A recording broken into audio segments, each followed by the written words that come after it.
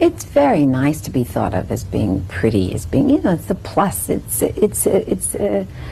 nice. It's not terribly important, but it is nice to have it in your favor.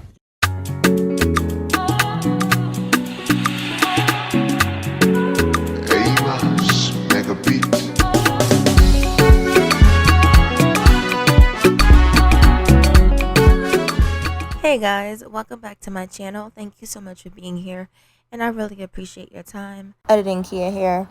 This video was meant to be a podcast, so it was meant to be just my audio and then like a picture that I usually do of myself, but I liked the angle so much, so I just decided to keep my actual video feed in. That's why I'm sitting on here with like a tattered t-shirt and I don't have my ring on because I don't sleep in my ring. But yeah, this was meant to be a podcast, but I just decided at the last minute, I like the angle, so I decided to keep myself on camera. I wanted to come on here and give my thoughts on what's going on with Jess Hilarious and Loren Lorosa on the Breakfast Club. The whole situation with them replacing Jess sneaky in a sneaky way. Just talk about what I'm seeing, what I'm feeling after watching Jess's rant, as well as watching when she was on the Breakfast Club by herself compared to what happened this morning. So first and foremost, I wanted to say that I think that this whole situation concerning Jess is based off of the fact that she is in a position that she has probably never been in before in her life. So she's probably never been in a corporate environment. She's probably never really been up this high in a corporate environment where she is on air talent in the entertainment industry. And she probably does not understand the culture. She probably does not understand the mentality and the way things are done. And I think that's the number one glaring issue here is you have DJ Envy rather, and Charlamagne the God, who have been doing this for years, like over 10 years. And then you have Loren Lorosa, who has a journalistic background, who learned a lot of the ins and outs of this. She came from TNZ, so she has much more understanding about the environment that she's in when she's at the Breakfast Club versus Jess. I believe Loren knows that the on-air persona of the Breakfast Club, via the name The Breakfast Club, if you're not familiar with what it comes from, but basically the on-air persona of the Breakfast Club is camaraderie, friends talking, similar to like a podcast. Like before we had an understanding of what a podcast was, the Breakfast Club honestly was the first podcast, that sort of informal, let's talk to each other and have a conversational exchange of information versus it being more of like a reporting the news on celebrities. No, celebrities would come on there and they would supposedly have a more personable conversation with the on-air guests, with Angela Yee, Charlamagne, and Envy. That was the whole point of coming on the Breakfast Club, a more stripped down, down-to-earth conversation with celebrities. Now, we understand, or I would think it's understood, that while that is the online persona of the Breakfast Club, that is not the way the environment is when it comes to business at the Breakfast Club, right? So the Breakfast Club is owned by iHeartMedia, and before that, it was still a radio station. It was still basically predominantly about the music. Now the Breakfast Club, within the last, I say, maybe 5 to 6 years, the Breakfast Club segment has become more of what people are concerned about, especially since it's become a tool for people to come on there and address certain things, even certain politics, to come on there and get certain viewership to their side. Now it's become more of an established thing in pop culture. But back then, it was sort of like a shock jock portion of the radio. Now we all know that radio is dying. It's no longer as important as it used to be. Streaming is pretty much how people listen to music. Even YouTube is how people listen to music, especially if you have the YouTube subscription that doesn't have any ads. So yes, the Breakfast Club in particular, their viewership has been declining because the actual environment, the tone of the Breakfast Club, I would say has changed, or maybe has had to change. Charlemagne used to be the offensive shock jock. Envy would be the sort of mutual one. And then Angela Yee would ask the personal, almost intrusive questions, but in a sweet way. Each person had their personality. Well, since Angela Yee left, they've had to restructure. And particularly Charlemagne and his reputation had to change from being, inflammatory, upsetting guests, attacking guests, making people cry. He couldn't do that anymore. So now Charlemagne has had to become the jokester. And then Envy, I guess, is supposed to be the more serious person. But they've gone through a rebranding on their own to try to keep up with the times, to try to keep up with viewership, to keep people coming back. Now, I have stopped watching The Breakfast Club faithfully as I once did because I realized that they're too corporate in the sense that when you watch them now, you can tell that much of what they're talking about, there's a lot of restraints, there's a lot of people pulling strings, especially during the election year. There tends to be a lot of very inauthentic talk and conversational things happening that I personally don't care for. And I'm not buying Charlemagne's rebrand. He has a troubled past. He has always been problematic. And when he was problematic, he was at least valuable and funny. Whereas now, I just find him to be cringe. And with all the things that's come out about DJ Envy, we see how shady he really is. So his sort of nice middle guy personas, we know that's not even true. So they don't work for me anymore personally. And that has seemed to be how plenty of other people feel about them. They don't really, they're not really catching people's eye. And the people who knew the Breakfast Club and how it was before they did their rebrand, they're like, we want that or we don't want anything at all. But that's kind of a backstory on the Breakfast Club. Now I'm going to play a clip that happened this morning where after Jess posted her rant on social media, the next day she went into work and then this conversation happened. Like, that's not for real. Act like nobody knew that. Stop acting like y'all, like, we really... What you mean we don't have your back? Break that down. Explain how we don't have your back. Okay, all right. So the narrative, like I said, with the online ish, that's what I said. Y'all ain't nobody trying to clear up no narrative about nothing. Ever since I came back, it was weird. Yes, it was weird. Yeah, I at first, no, I did not. I wasn't too fond of Loren. No, I wasn't too fond of her when I came back because we had a whole plan, even how when I came back, how I pick her to fill in for me, right? I come back, she ain't never leave. Then, all right, cool that she don't leave, but she's on only during my segment. If she was meant to be a fourth host, move her in another way. Why she got to be moved in on? Because nobody had a problem with Jess with the Best until she started reading right. You know what I mean? Till she started reporting. I wasn't hired as a reporter. I was hired as Jess with the Mess.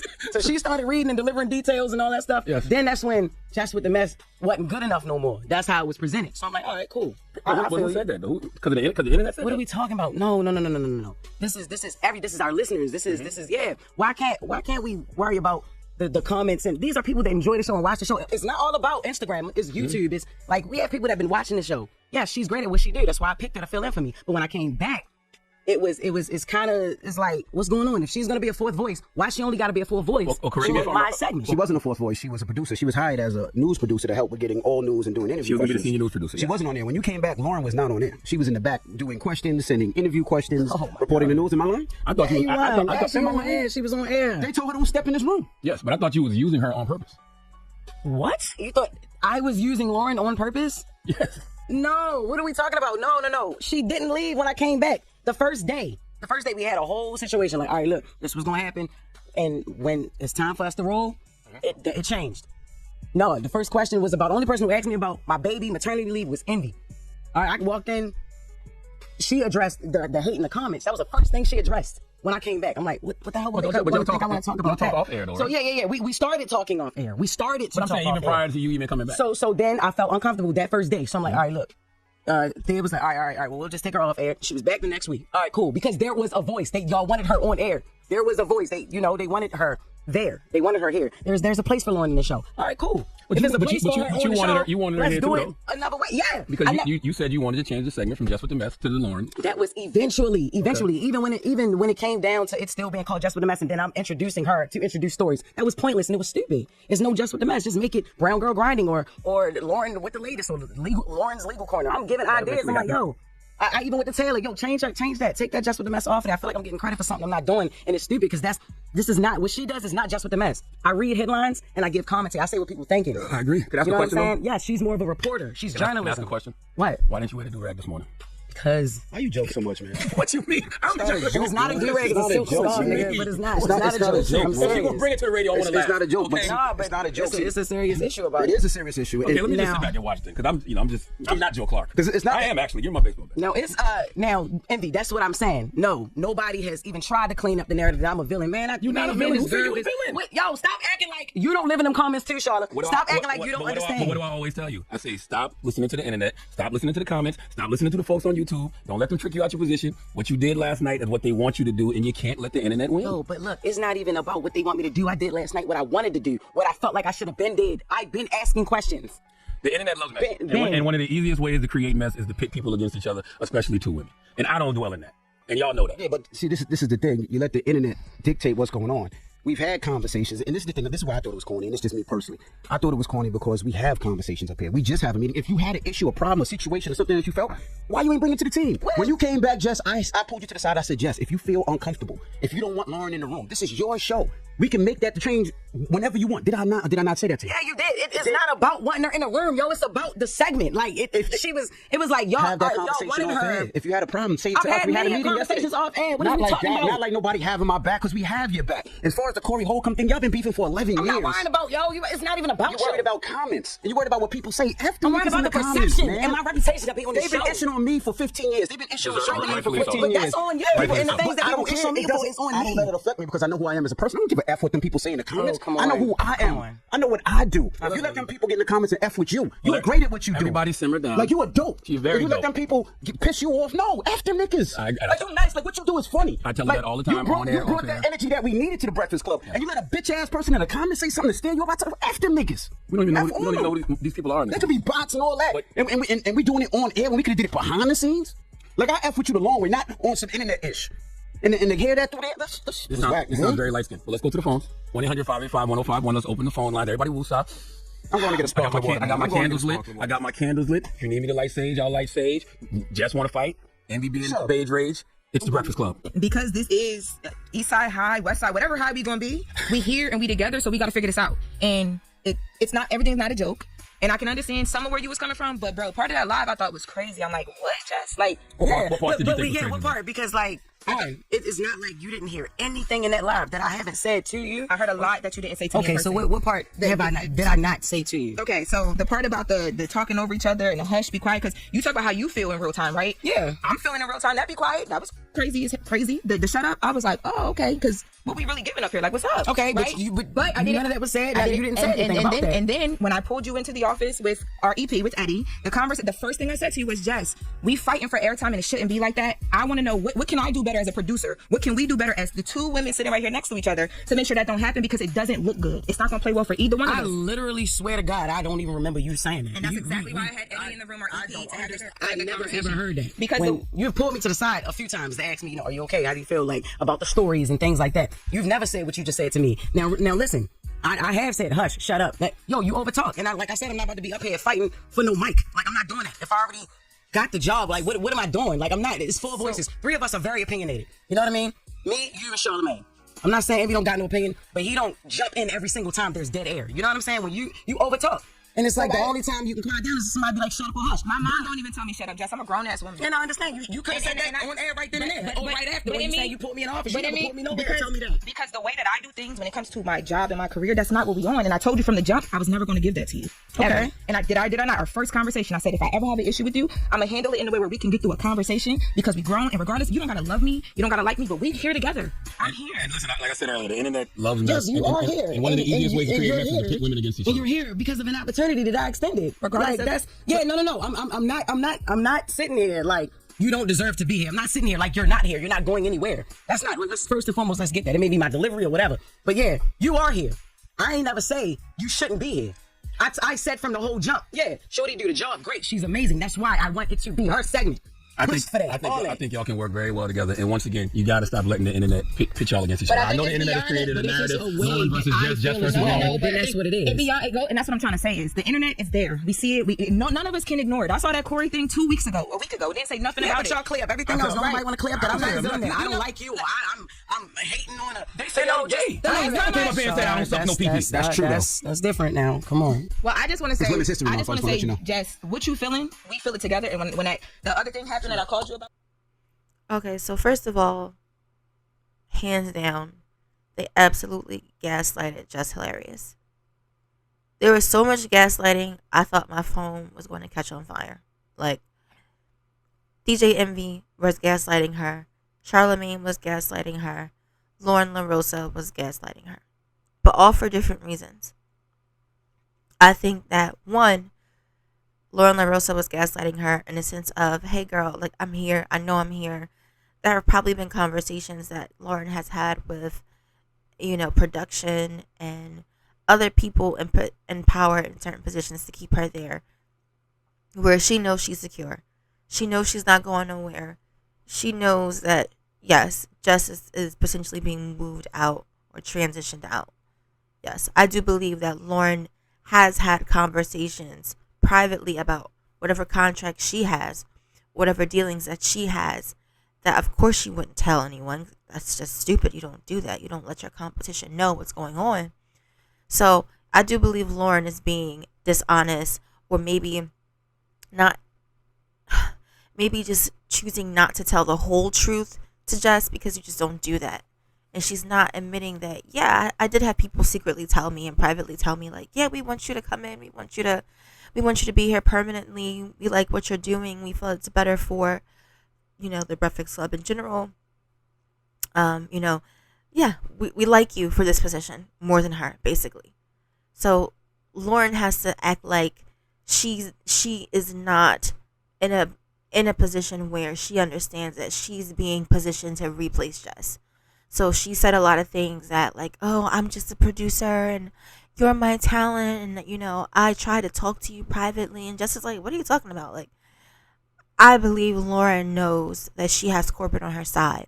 And so she's moving in such a way where she can address the person that she momentarily has to share space with on the actual show, but not in such a way where she can reveal those private conversations that they have clearly told her or promised her or put her on, like, hey, this is what we're doing. This is how we're going to transition Jess out and bring you in. And then you have Envy, who I think is sensitive about him coming off as shady because he just had that incident, with that scam that he was running with Carlos Pena about, last year, but a couple months ago, where he has been indicated in helping steal thousands, hundreds of thousands of dollars from black entrepreneurs on some Dana Chanel shit. So I think because that news or that sort of situation, that scandal has kind of died down, doesn't mean it's gone away in terms of legally, but it's died down in terms of it being in our face publicly at the forefront. He's very sensitive about being categorized as shady or coming off as shady. And I think that's why he was so emotional in his addressing, just like, that's corny. Oh my God. If you had an issue, why didn't you tell me? Like, I would have helped you. I got your back, blah, blah, blah. All that is because he understands that he's already seen a certain way in the public eye now based off of that incident. Like I said, people don't talk about it as much, but nobody has forgotten.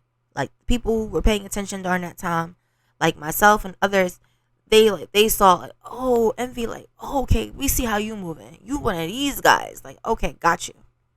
That Breakfast Club money must not have been that good for you to even move like this, right? Okay. So then you have Charlamagne, who, like I said, he has to be the jokester. He has to be the comic relief in the situation. And his job is to kind of smooth things over. That's what he kept doing. Like, oh, don't, stay out the comments, Jess. Just stay out the comments, Jess. Oh, you guys will be fine. We'll all work it out. He's not. Then he asked her why she wearing a do-rag. Like, he's not really here to provide anything useful to the conversation on purpose. Like, he's not here to actually have real talk about, again, what he knows, probably what they've all been told, all three of them, privately that Jess is being transitioned out. If they really want us to believe that their talent managers privately, because I'm sure they all separately have their own management and representation, or those people in corporate or those people in production have not quietly told each of them, like, hey, we're transitioning Jess out. You know, the ratings say they're just as good with Loren. If we're supposed to believe that as the public, that's absurd. Like, if y'all really think that we, like, no one on the business side has indicated that Jess is out and Loren is in, y'all must really think that we're stupid. Like, y'all must really think we're idiots. Okay? So, everybody was gaslighting Jess. Now, I think Jess made a terrible mistake going online and addressing how she really feels. Because one, like Charlamagne said, that's what most likely the corporate and the business side wanted her to do. The moment she came back to work and Loren was still there and Loren was doing her segment, that was clear that Loren was there to replace her. It was already implied. So the fact that she wasn't immediately, okay guys, this is my last day, I enjoyed my time in the Breakfast Club, you know, Loren Lorosa out. The fact that that's not how it happened, that was already the clue. And so I believe that the business, the corporate side, the production was like, hey, if we let this come to a head, if we let this drag out, maybe we can get some ratings off of this. Maybe, because look at this, everybody is tuning in just to hear them going back and forth, just to be a part of the conversation and see what's going to happen next. Not because they care about the Breakfast Club, not because they want to hear the room report and all this other stuff, or just with the mess, or hear them talk about Donkey of the Day. They don't give a shit about that. We want to know what's going on with Just Hilarious and Loren Lorosa. And so I'm sure they thought that they could use this to garner more attention to the Breakfast Club's dying viewership. So that's definitely what this is giving me. Now, as far as, I guess, Jess getting pregnant or not, up until I watched her video that she posted, her rant the other day, I thought that Jess was a complete victim. Like 100%. Wow, they did her dirty. Just like what women typically do. They come in, they take your position, they feel nothing about it. They heartless about it, right? That's what I thought. But then, after listening to her rant, I realized, like, oh, Jess, baby, why would you get pregnant? Mind you, I don't believe she got pregnant. Like, she wasn't on the Breakfast Club that long. Like, she wasn't permanently or selected as the host that long of amount of time. So to me, what it indicates is she was already semi-pregnant, or she knew she was pregnant rather, when she was told or confirmed that she got the job, and she actually had the position, that she was no longer auditioning. And I don't understand, why would she get pregnant? Why would she go on maternity leave when your contract is so fresh? It's months old. What are you doing? And then she says, oh, in my line of work, it's no time to have a baby, so you just have a baby. I wanted a baby, so I had a baby. That's great for you, but now look at where you are. And no, you can't come online and publicly say, oh, I regret having my baby. But boo, everybody knows that when you're working in corporate, when you first get your job, they don't want you to take no long vacations. They don't want you to take a lot of time off, call out sick, and have a lot of days off. No. Everybody knows this. So I don't know why. It was just such a slick-headed move to get pregnant or keep the baby. I have to just say it. When your position is so fresh. I don't understand. And like, whether or not you know you were in competition or not, you are in competition with Loren Lorosa. You are. You are, because to these people in corporate, they don't have personal feelings and attachment to y'all. They just care about viewership. They just care about business. And nothing that you did was so spectacular that they felt like they had to keep you. That's the reality of it. Like, we don't know now if they're going to keep her for sure because they don't want to look crazy, or because they feel like legally they have to they still have to do the transitioning. We don't know. But I doubt the environment between all four of y'all is going to be copacetic now. Because even if before y'all was not unified, but everyone had their fake faces up, you know, they work faces, because that's what you do when you have a job. You go on to work and pretend like you're all on the same team. Now it's too obvious. And now they really have no incentive to have that family, communal, we got your back attitude towards you, because you've already exposed them. You've already came online and exposed your co-hosts and exposed some of the business. So now they really have no real incentive to even fake protect you, to even fake fuck with you. I don't know why she got pregnant. That was really where she messed up. And at the end of the day, while they continue to tell her, ignore the comments, stay out the comments, that's not realistic, because like she said in her rant, the comments reflect the viewers, right? The people who the people who tune in and watch the show, those are the people leaving the comments. It's not bots. Stupid envy. It's not bots. It's people who give you viewership, who've been giving you viewership for years. I used to faithfully watch the Breakfast Club interviews. I didn't miss an interview. I loved the Breakfast Club interviews, especially the old format and the old tone, when it was less, boundaries and shit like that. Yeah, it was excellent. It was very entertaining. I used to watch it on my way to work, on my way to school. So the few viewers that y'all have left, they were speaking through the comments, and Jess picked up on that, and she would, because she comes from social media. She's a social media based influencer or personality. So y'all telling her to ignore the comments is gaslighting, because the comments reflect the people who are giving you viewership, who are watching y'all program.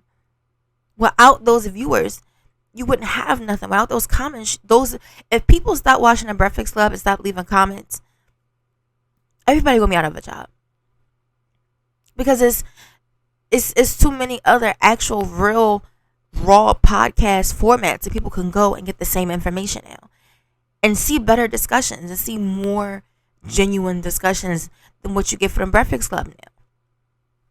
So I think that's crazy for them to act like the comments, stay out the comments. What? Man, listen. All I have to say is I hope Jess finds a way to rally herself up to the point where she has other prospects lined up. Whether it's just returning back to doing, just with the mess on her own, like on her own YouTube. I mean, not her own YouTube, her own Instagram, like how she was doing when she do her own videos, her own reports. But I hope that she finds a way to really cushion this blow, because I believe they are going to still transition her out. I believe that, especially on the legal tip, after the video she posted, that they can have an argument to her. Just like she could have had an argument to them. Oh, y'all breached the contract. As soon as y'all changed it from 3 on-air talent to 4, y'all breached the contract. But they can look at her and be like, well, you went online and violated, different policies. We both breached. Now what? So I hope she has a way to really cushion herself, and that she has a way for her to be okay, especially since she just had a baby, because she made a poor choice and she really put herself here. She did. But I think she underestimated the lack of support that the people she worked with would have had in terms of advocating for her. Still her mistake, because you never want to wait for other people to advocate for you or expect other people to advocate for you in corporate. Never expect that. Always anticipate people is here to snake you. Always anticipate people are lying and scheming. Always. But again, like I said in the beginning of the video, I don't think she ever had this idea that, okay, I don't know how this environment works. I've never really been in this situation, so I don't really know how to move. And that's ultimately a problem. But yeah, that's all I have to say on this topic. Get down below and tell me what you think about this whole situation. But yeah, thank you so much for watching and take care. Bye.